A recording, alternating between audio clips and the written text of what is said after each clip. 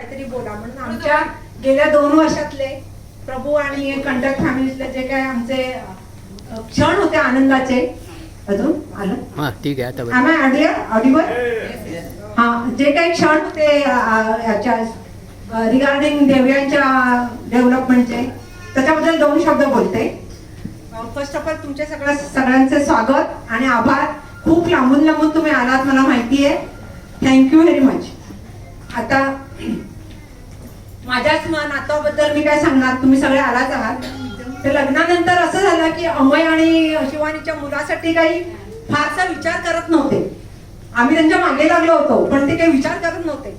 शेवटी मी माझ्या घरातल्या लंगड्या बाळकृष्णाला साकडं घातलं आणि माझी प्रार्थना फळाले आली आणि त्या लंगड्या बाळकृष्णाच्या कृपेने हा बाळकृष्ण माझ्या घरी आला.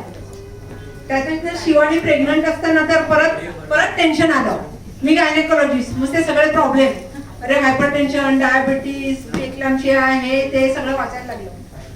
ही चिंता मला असतानाच आणि ॲज अ गायनेकोलॉजिस्ट बरे वाईट विचार तर मनात येतातच. तर ती प्रेग्नंट झाल्यानंतर मग नंतर मिलिंद गायतोंडे तिचे मामा आमच्या मदतीला